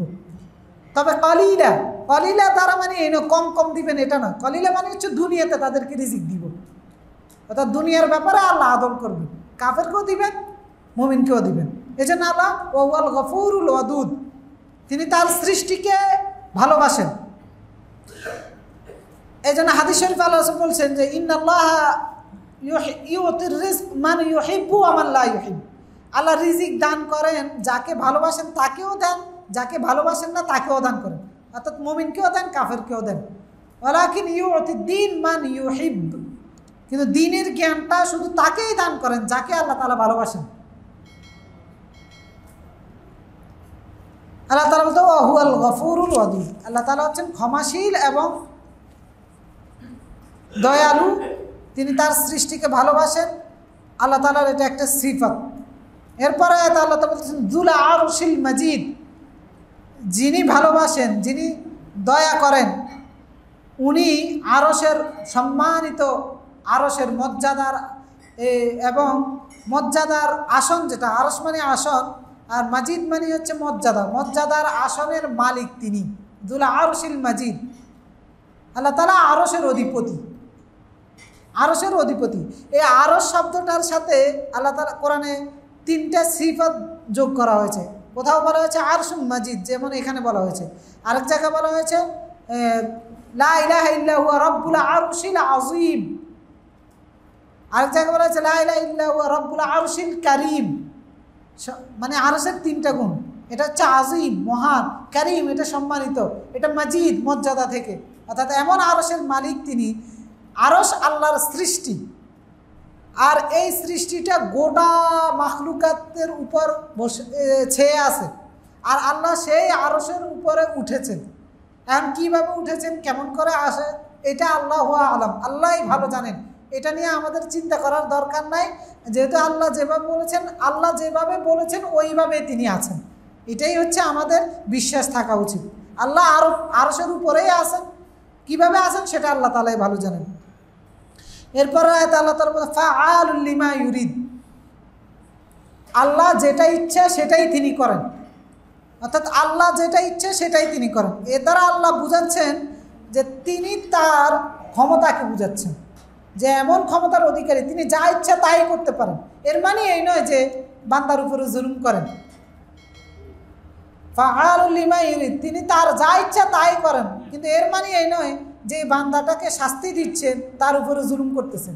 ওমা কানা আল্লাহু লিয়াযলিমাহুম ওয়ালাকিন কানু আনফুসাহুম ইয়াযলিমুন, আল্লাহ বলতেছেন যে আল্লাহ তাদের উপরে জুলুম করে নাই, বরং তারা নিজেরাই নিজেদের উপরে জুলুম করেছে।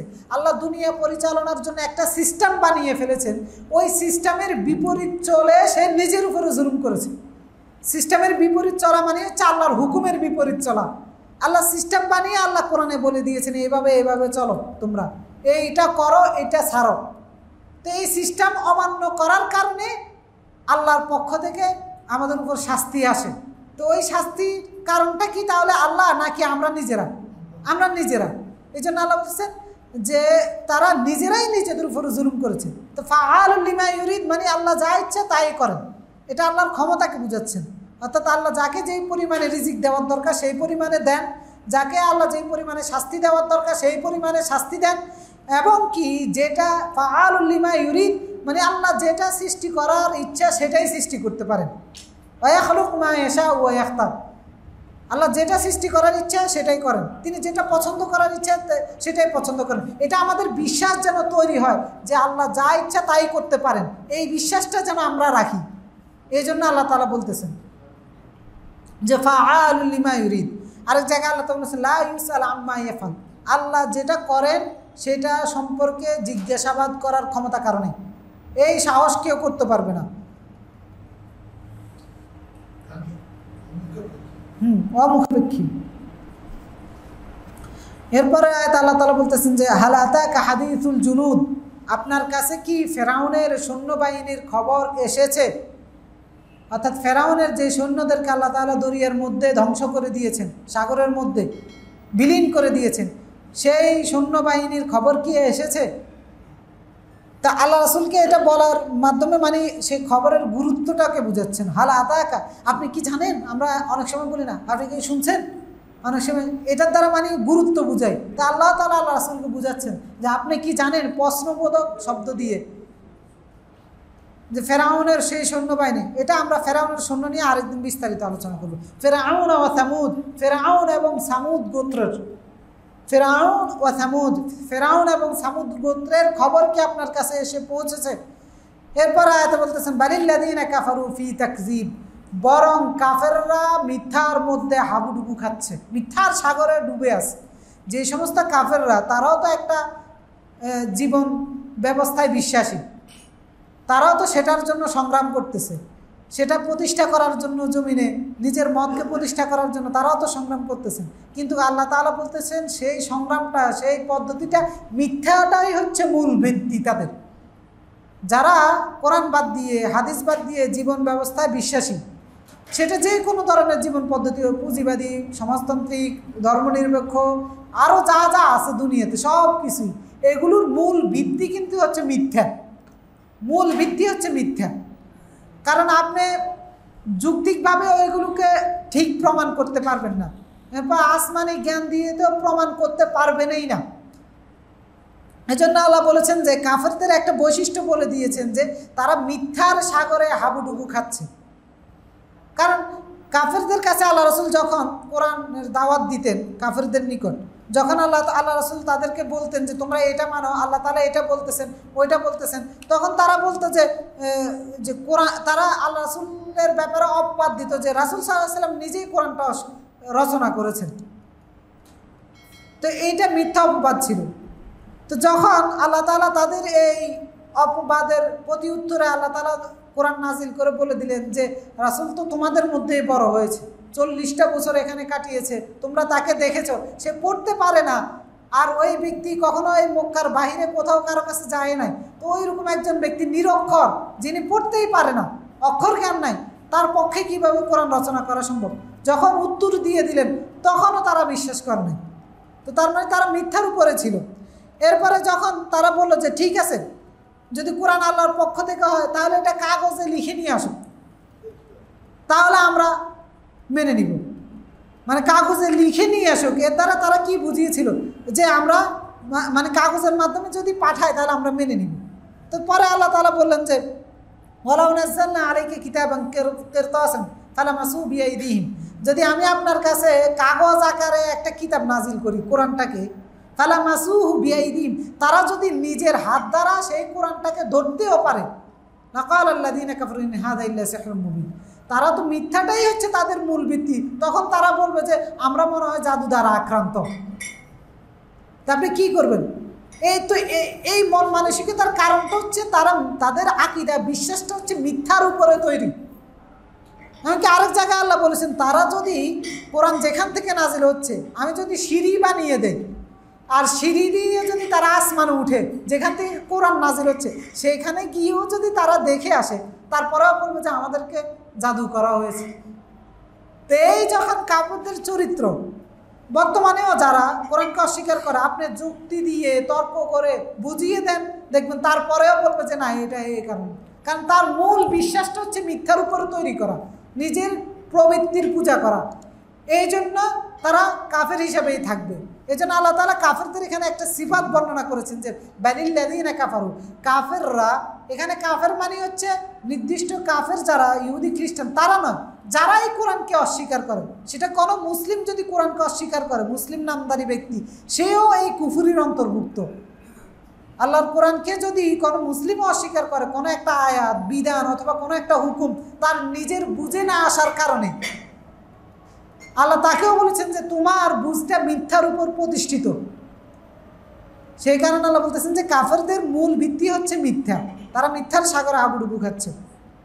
এরপর আয়াতে শেষ করে দিয়ে, এরপর আয়াতে আল্লাহ তাআলা বলতেছেন যে ওয়াল্লাহু মিন ওয়ারাইহিম মুহীত, আল্লাহ তাআলা তাদেরকে পরিবেষ্টন করে আছেন। ওয়ারাইহিম কখনো অর্থ হচ্ছে সামনের দিক থেকে, ওয়ারাইহিম অর্থ হচ্ছে পিছনের দিক থেকেও হয়, দুইটা অর্থই হয়। তো সামনের দিক থেকে অর্থ হচ্ছে মানে তাদের কর্মকাণ্ডগুলোকে আল্লাহ পরিবেষ্টন করে আছেন। তারা যা যা করতেছে কোনো কিছুই আল্লাহ তাআলার জ্ঞানের বাহিরে নয়। যে মুমিনের উপরে শাস্তি দিচ্ছে, যাকে পোড়াচ্ছে, যাকে জুলুম করতেছে, আল্লাহর জ্ঞানের বাহিরে নয়।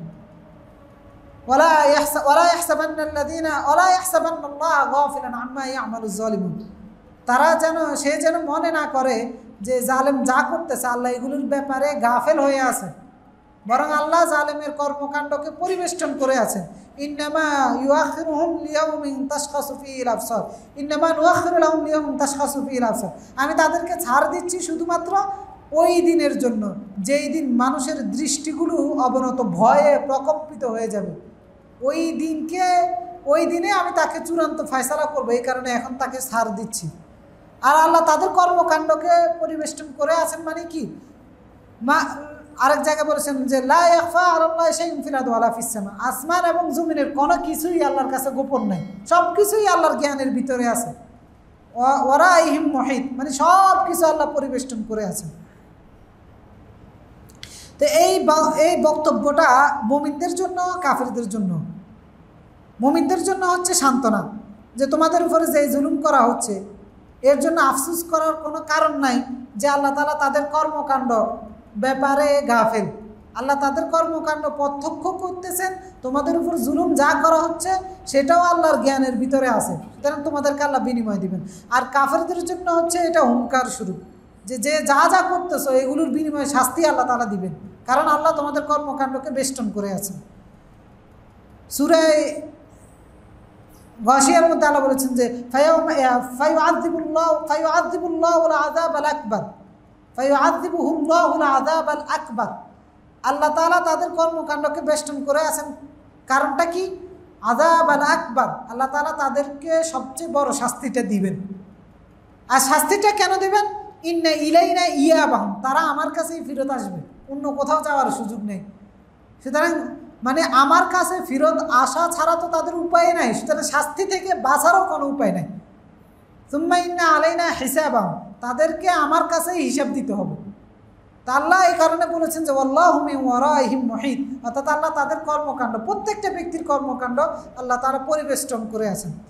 বাল হুয়া কুরআনুম মাজিদ, এই যে বক্তব্যগুলো দেওয়া হচ্ছে এটা হচ্ছে কুরআনুম মাজিদ, কুরআনুম মাজিদের সম্মানিত কোরআন মাজিদের বক্তব্য। ফি লাওহিম মাহফুজ, যেই কোরআনটা লাওহে মাহফুজের মধ্যে সংরক্ষিত। অর্থাৎ লাওহে মাহফুজ মানে হচ্ছে, লাওহ মানে হচ্ছে ফলক, যেখানে আমরা বিভিন্ন এই বোর্ড থাকে না, বোর্ডের মধ্যে আমরা লিপিবদ্ধ করে রাখি না, তো কোরআনটা লাওহ মাহফুজ মানে সংরক্ষিত একটা ফলকের মধ্যে এটা সংরক্ষণ করে রাখা আছে, যেখানে এটাকে বিকৃত করার ক্ষমতা কারো নাই। আর সেখান থেকে আল্লাহ তাআলা এটাকে নাজিল করেছেন প্রথম আসমানে, প্রথম আসমান থেকে এই জমিনে নাজিল করেছেন রাসূলুল্লাহ সাল্লাল্লাহু আলাইহি ওয়াসাল্লামের প্রতি। তো এই ছিল সূরা আল বুরুজের তাফসীর। আল্লাহ তাআলা এখান থেকে যে আলোচনা হয়েছে এই আলোচনাগুলো আল্লাহ তাআলা আমাদের সকলকে আমল করার তৌফিক দান করুন, এবং এই আলোচনার ভিত্তিতে আমাদের চিন্তা, আমাদের জ্ঞানগত যোগ্যতা আল্লাহ তাআলা বাড়ানোর তৌফিক আমাদেরকে দান করুন, এবং এই আলোচনার ভিত্তিতে আমরা যা শিখতে পেরেছি এইগুলো যেন আমরা আমল করতে পারি, সেই তৌফিক আল্লাহ তাআলা আমাদের সকলকে দান করুন।